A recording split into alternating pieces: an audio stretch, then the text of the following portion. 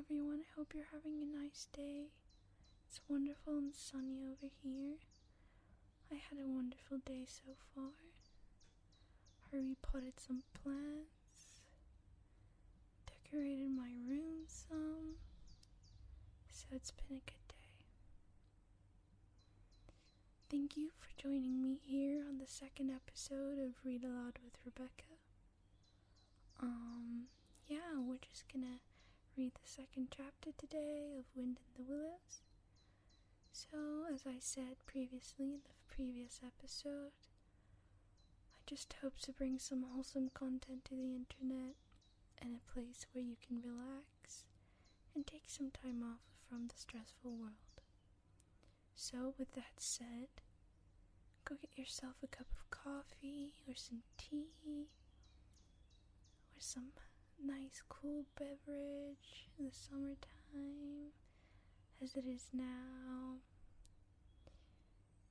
and maybe do some art while you listen, or build a puzzle even, if you want to keep your hands busy.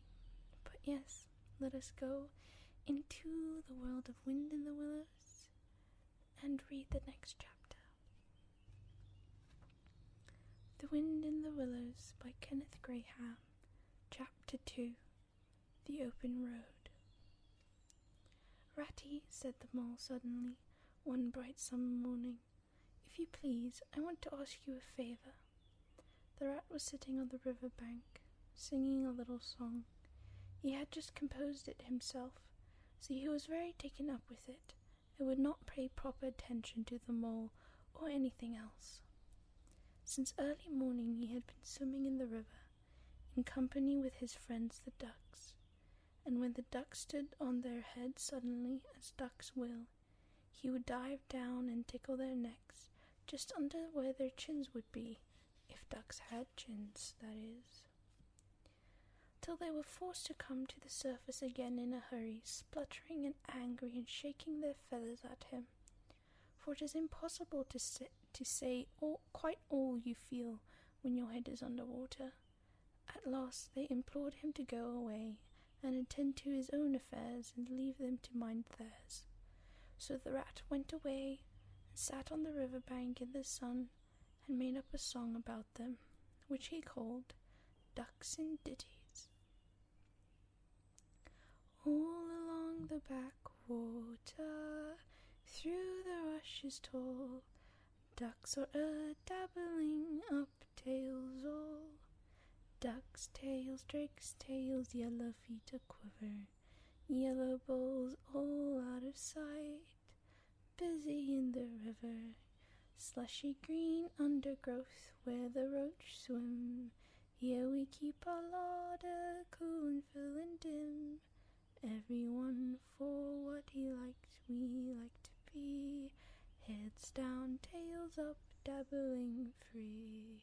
High in the blue above, swift whirl we call, we are down a-dabbling up, tails all. "I don't know that I think so very much of that little song, Rat," observed Mole cautiously. He was no poet himself and didn't care who knew it, and he had a candid nature. "Nor don't the ducks neither," replied the rat cheerfully. "They say, why can't fellows be allowed to do what they like, when they like, and as they like, instead of their fellows sitting on banks and watching them all the time and making remarks and poetry and things about them?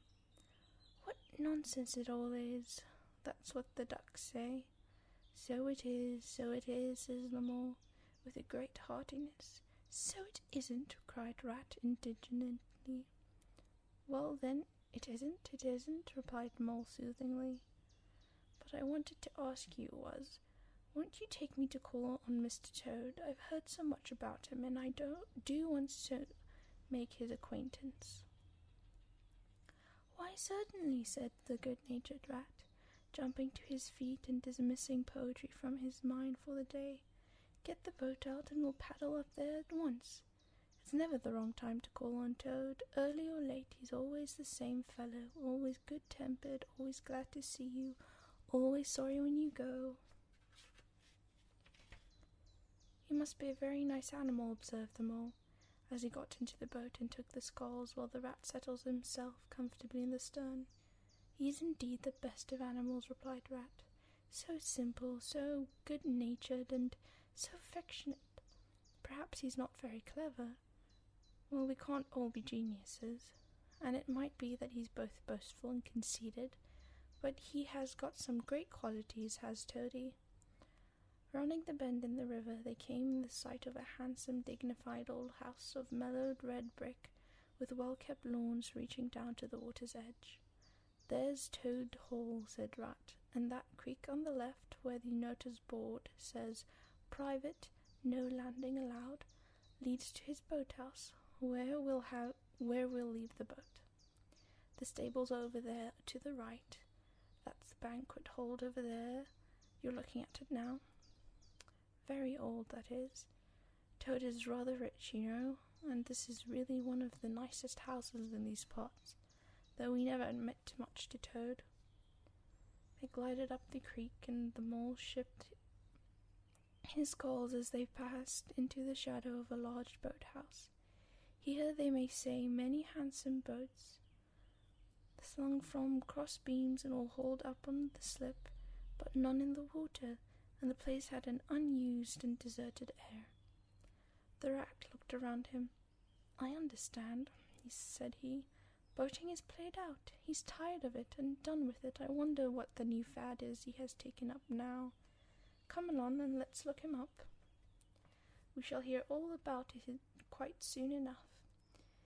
They disembarked and strolled across the gay flower-decked lawns in search of Toad, whom they presently happened upon resting in a wicker garden chair, with a preoccupied expression on his face, and a large map spread out on his knee. "Hooray!" he cried, jumping on seeing them. "This is splendid!" He shook the paws of both of them warmly, never waiting for an introduction to the Mole. "How kind of you," he went on, dancing around them. "I was just going to send a boat down the river for you, Ratty, with the strict orders that you were to be fetched up here at once, whatever you were doing. I want you badly, both of you. Now, what will you take? Come inside and have something. You don't know how lucky it is you're turning up just now." "Let's sit quite a bit, Toady," said the Rat, throwing himself into an easy chair, while Mole took another by the side of him and made some civil remark about Toad's delightful residence. "Finest house on the whole river," cried Toad boisterously, "or anywhere else for that matter," he could not help adding. Here the Rat nudged at the Mole. Unfortunately, the Toad saw him do it, and turned very red. There was a moment of painful silence. Then the Toad burst out laughing. "All right, Rat," he said. "It's only my way, you know, and it's not such a very bad house, is it? You know you rather like it yourself. Now, look here. Let's be sensible. You are the very best animals I wanted. You've got to help me. It's most important." "It's about your rowing, I suppose," said the Rat with an innocent air. "You're getting on fairly well, though you splash a bit. A good bit still. With a great deal of patience and any quantity of coaching you may—" "Oh, pooh, boating," interrupted Toad in great disgust. "Silly boyish amusement. I've given that up long ago. Sheer waste of time, that is. It makes me downright sorry to see you fellows who ought to know better spending all your energies in that aimless manner. No, I've discovered the real thing, the only genuine occupation for lifetime. A purpose to devote the remainder of mine to, and can only regret the wasted years that lie behind me, squandered in trivialities. Come with me, dear Ratty, and your amiable friend also, if you will be so very good, just as far as the stable yard, and you shall see what you shall see." He led the way to the stable yard accordingly, the Rat following with the most mistrustful expression, and there, drawn out of the coach house, in the open they saw a gypsy caravan, shining with newness, painted a canary yellow, picked out with green and red wheels. "There you are," cried Toad, straddling and expanding himself. "There's real life for you, embodied in that little cart. The open road, the dusty highway, the heath, the common, the hedgerows, the rolling downs, camps, villages, towns, cities. Here today and up, off to somewhere else tomorrow. Travel, change, interest, excitement, the whole world before you, and the horizon that's always changing. And mind, this is the very finest cart of its sort that was ever built without any exception. Come inside and look at the arrangements. Planned them all myself, I did. The mole was tremendously interested and excited and followed him eagerly up the steps and into the interior of the caravan. The rat only snorted and thrust his hands deep in his pockets, remaining where he was. It was indeed a very compact and comfortable. Little sleeping bunks, a little table that folded up against the wall, a cooking stove, lockers, bookshelves, a bird cage with a bird in it, and pots and pans and jugs and kettles of every size and variety. All complete, said Toad triumphantly, pulling open a locker. You see, biscuits, potted lobsters, sardines, everything you can possibly want. Soda water here, Basie there, letter paper, bacon, jam, jars, cards, dominoes, you'll find, he continued as he descended the steps again, you find that nothing whatever has been forgotten when we make our start this afternoon. I beg your pardon, said Rat slowly, as he chewed his straw, but did I overhear you say something about we, and start, and this afternoon? Now, you dear good old rat, he said Toad imploringly, don't begin talking in that stiff and sniffy sort of way, because you know you've got to come. I can't possibly manage without you, so please consider it settled and don't argue. It's the one thing I can't stand. You surely don't mean to stick to your dull, fusty old river life and just live in a hole in the bank and a boat? I want to show you the world. I'm going to make an animal out of you, my boy. I don't care, said Rat doggedly. I'm not coming, and that's flat, and I am going to stick to my old river and life in a hole and boat, as I have always. And what's more, Mole's going to stick to me and do as I do, aren't you, Mole? Of course I am, said Mole loyally. I'll always stick to you, Rat, and what you say is to be, has got to be. All the same, it sounds as if it might have been, well, rather fun, you know, he added wistfully. Poor Mole, the life adventurous was so new a thing to him, and so thrilling, and this fresh aspect of it was so tempting, and he had fallen in love at first sight with the canary-coloured cart and all its little fitments. The rat saw what was passing in his mind and wavered. He hated disappointing people, and he was fond of them all, and would do almost anything to oblige him. Toad was watching both of them closely. Come along in and have some lunch, he said diplomatically, and we'll talk it over. We needn't decide anything in a hurry. Of course, I don't really care. I only want to give the pleasure to you fellows. Live for others, that is my motto in life.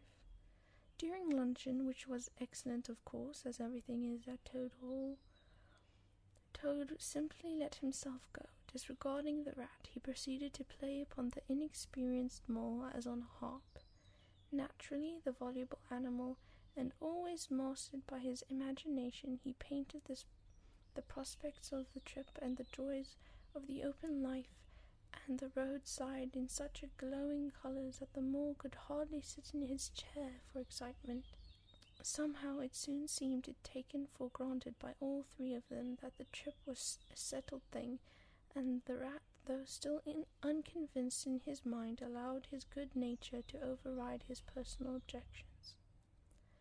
He could not bear to disappoint his fellow friends, who were already deep in the schemes and anticipations, planning out each day separate occupation for several weeks ahead. When they were quite ready, the now triumphant Toad led his companions to the paddock and set them to capture the old grey horse, who, without having been consulted and to his own extreme annoyance, had been told off by Toad for the duty's job in this dusty expedition. He frankly preferred the paddock and took a deal of catching. Meantime, Toad packed the lockers still tighter with necessities, and hung noose bags, nets of onions, bundles of hay, and baskets from the bottom of the cart. At last the horse was caught and harnessed, and they set off, all talking at once. Each animal either trudged by the side of the cart or sitting in the shaft as the humour took him. It was a golden afternoon. The smell of the dust they kicked up was rich and satisfying. Out of the thick orchards on either side of the road, birds called and whistled to them cheerily. Good-natured wayfarers passing them by gave them good day, or stopped by to say nice things about their cart. The rabbits sitting at their front doors in the hedgerows held up their forepaws and said, "Oh my, oh my, oh my." Late in the evening, tired and happy and miles from home, they drew up on a remote common far from habitations, turned the horse loose to graze, and ate their simple supper, sitting on the grass by the side of the cart. Toad talked big about all he was going to do in the days to come, while stars grew fuller and larger all around them, and a yellow moon appearing suddenly and silently from nowhere in a particular came to keep them company and listened to their talk. At last they turned into their little bunks in the cart, and Toad, kicking out his legs sleepily, said, "Well, good night, fellows. This is the real life, old gentleman. Talk about your old river." "I don't talk about my river," replied the rat patiently. "You know, I don't, Toad, but I think about it," he added pathetically, in a lower tone. "I think about it all the time." The mole reached out from under his blankets and felt for the rat's paw in the darkness and gave it a squeeze. "I'll do whatever you like, Ratty," he whispered. "Shall we run away tomorrow morning, quite early, very early, and go back to our dear old hole in the river?" "No, no, we'll see it out," whispered back the rat. "Thanks awfully, but I ought to stick by the Toad till the trip's ended. It wouldn't be safe for him to be left by himself." "It won't take very long, his fad never do. Good night." The end was indeed nearer than even the rat suspected. After so much open air and excitement, the Toad slept very soundly, and no amount of shaking could rouse him from bed the next morning. So the rat and the mole turned to, quietly and manfully, and while the rat saw to the horse and lit a fire and cleaned last night's cups and platters and got things ready for breakfast, the mole trudged off to the nearest village, a long way off, for milk and eggs and various necessities the Toad had, of course, forgotten to provide. The hard work had all been done, and the two animals were resting, thoroughly exhausted by the time Toad appeared on the scene. Fresh and gay, remarking what a pleasant and easy life it was they were all leading now, after the cares of the worries of the fatigue of housekeeping at home. They had a pleasant ramble that day over grassy downs and along narrow by-lanes, and camped as before on a common, only this time the two guests took care that Toad should do his fair share of work. In consequence, when the time came for starting the next morning, Toad was by no means so rapturous about the simplicity of primitive life, and indeed attempted to resume his place in his bunk, whence he was hauled by force.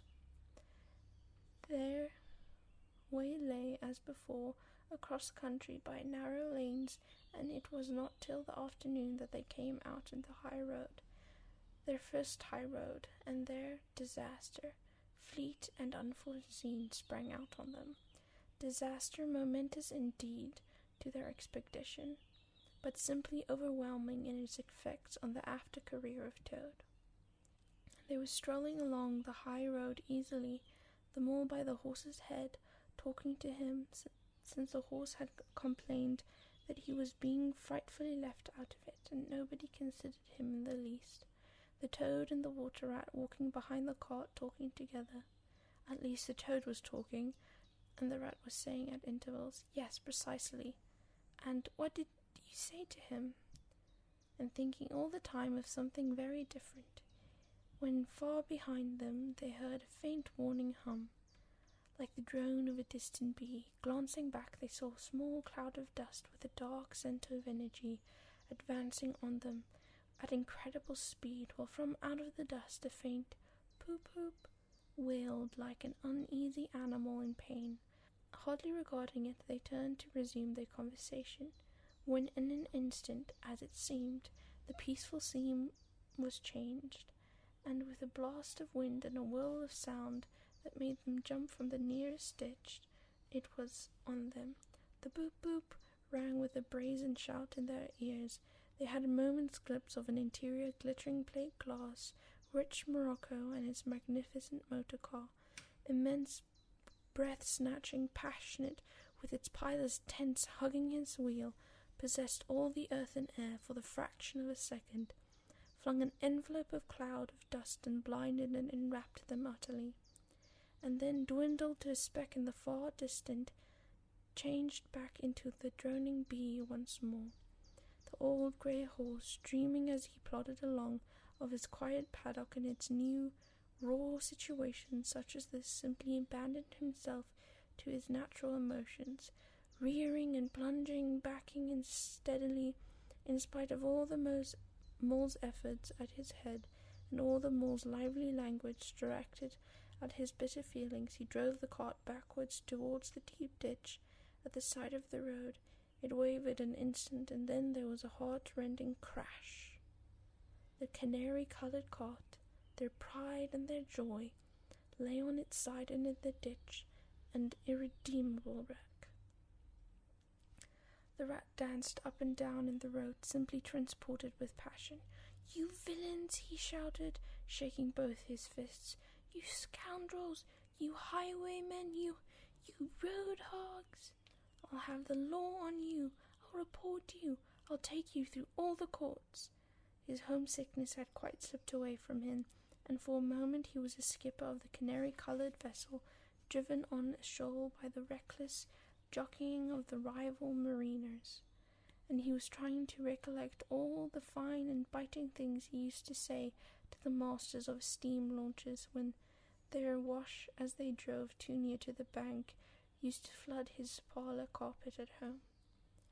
Toad sat straight down in the middle of the dusty road, his legs stretched out before him, and stared fixedly in the direction of the disappearing motor car. He breathed short, his face wore a placid, satisfied expression, and at intervals he faintly murmured, "Poop, poop." The mole was busy trying to quiet the horse, which he succeeded in doing after a time. Then it was indeed a sorry sight. Panels and windows smashed, axles hopelessly bent, one wheel off, sardine tins scattered over the wide world, and the bird in the cage sobbing pitifully and calling to be let out. The rat came to help him, but their united efforts was not sufficient to right the cart.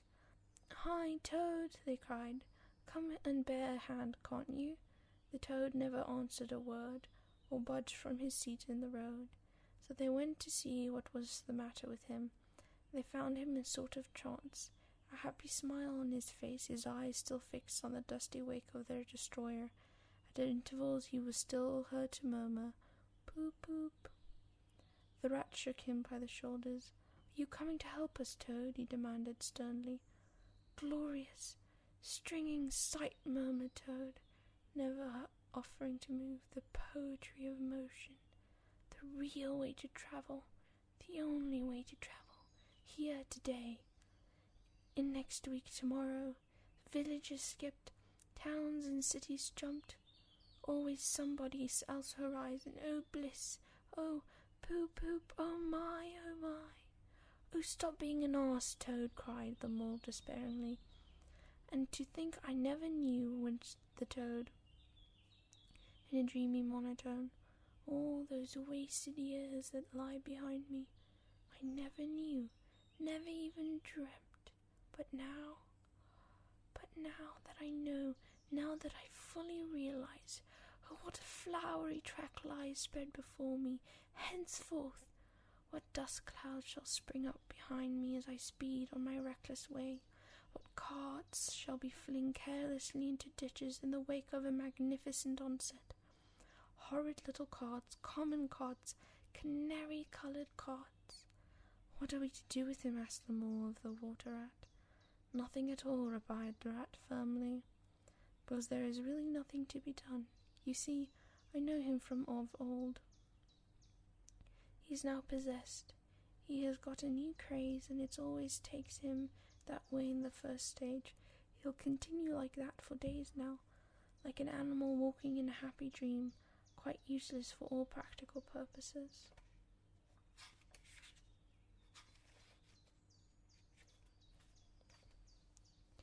Never mind him. Let's go and see what there is to be done about the cart. A careful inspection showed them that even if they succeeded in righting it by themselves, the cart would travel no longer. The axles were in a hopeless state, and the missing wheel was shattered into pieces. The rat knotted the horse's reins over his back and took him by the head, carrying the bird cage and its hysterically occupant in the other hand. Come in, he said grimly to them all. It's 5 or 6 miles to the nearest town, and we shall just have to walk it. The sooner we make the start, the better. But what about Toad? Asked Mole anxiously, as they set off together. We can't leave him here, sitting in the middle of the road by himself, in the distracted state he's in. It's not safe. Suppose another thing were to come along. Oh, bother Toad, said Rat savagely. I'm done with him.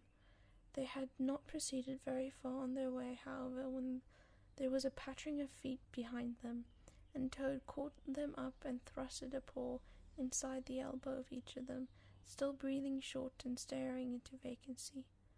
Now look here, Toad, said Rat sharply.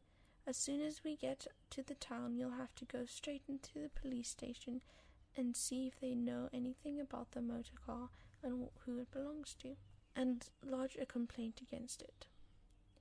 And then you'll have to go to the blacksmith or a wheelwright and arrange for the cart to be fetched and mended and put to rights. It'll take time, but it's not quite as a hopeless mash. Meanwhile, the mole and I will go to an inn and find a comfortable room where we can stay till the cart's ready, until your nerves have recovered from their shock. Police station? Complaint? Murmured Toad dreamily. Me complain of that beautiful, that heavenly vision that has been vouchsafed me? Mend the cart? I'm done with carts forever. I never want to see the cart or hear of it again. Oh, Ratty, you can't think how obliged I am to you for consenting to come on this trip. I wouldn't have gone without you, and then I might have never even seen that swan, that sunbeam, that thunderbolt. I might never have heard that entrancing sound or smelt that bewitching smell. I owe it all to you, my best of friends. The rat turned from him in despair. You see what it is, he said to the mole, addressing him across Toad's head. He's quite hopeless. I give it up. When we get to the town, we'll go to the railway station, and with luck we may pick up a train there, and that'll get us back to the river bank tonight. And if ever you catch me going a-pleasuring with this provoking animal again, he snorted, and doing the rest of that weary drudge addressed his remarks exclusively to the mole. On reaching the town, they went straight to the station and deposited the Toad in the second-class waiting room, giving a porter 2 pence to keep a strict eye on him. They then left the horse at an inn stable and gave what directions they could at the cart and its contents. Eventually, a slow train having landed them at the station not very far from Toad Hall, they escorted the spellbound, sleepwalking Toad to his door, put him inside, and instructed his housekeeper to feed him, undress him, and put him to bed. Then they got out their boat from the boathouse, sculled down the river home, and at a very late hour sat down to supper in their own cosy riverside parlour, to the rat's great enjoyment and content. The following evening the mole, who had risen late and taken things very easily all day, was sitting on the bank fishing, when the rat, who had been looking up his friends and gossiping, came strolling in along to find him. "Heard the news," he said. "There's nothing else being talked about. All along the riverbank, Toad went up to town by an early train this morning, and he has ordered a large and very expensive motor car."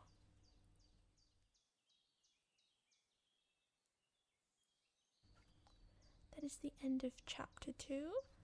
Our characters are getting into very sticky situations, aren't they? But, yes, I'm excited to see where the rest of this book goes. And I'm enjoying it so far, and I really enjoy reading to you guys. So yeah, hope you have a good rest of your day.